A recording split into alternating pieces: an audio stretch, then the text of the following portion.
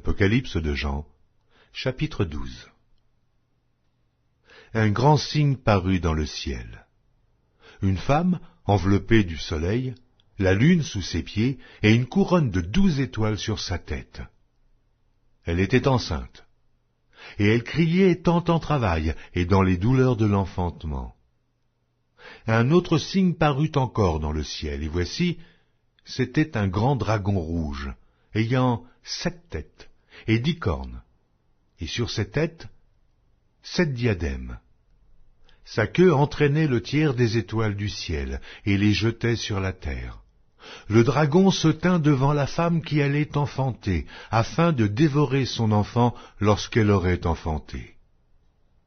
Elle enfanta un fils, qui doit paître toutes les nations avec une verge de fer, et son enfant fut enlevé vers Dieu et vers son trône.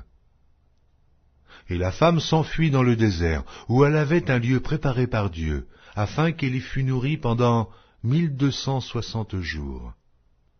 Et il y eut guerre dans le ciel. Michel et ses anges combattirent contre le dragon, et le dragon et ses anges combattirent, mais ils ne furent pas les plus forts, et leur place ne fut plus trouvée dans le ciel. Et il fut précipité le grand dragon, le serpent ancien, appelé le diable et Satan, celui qui séduit toute la terre.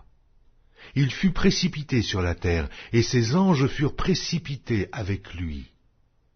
Et j'entendis dans le ciel une voix forte qui disait : Maintenant le salut est arrivé, et la puissance, et le règne de notre Dieu, et l'autorité de son Christ, car il a été précipité l'accusateur de nos frères, celui qui les accusait devant notre Dieu jour et nuit.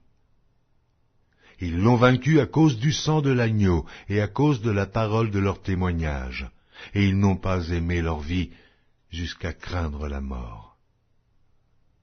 C'est pourquoi réjouissez-vous, cieux, et vous qui habitez dans les cieux. Malheur à la terre et à la mer, car le diable est descendu vers vous, animé d'une grande colère, sachant qu'il a peu de temps. Quand le dragon vit qu'il avait été précipité sur la terre, il poursuivit la femme qui avait enfanté l'enfant mâle.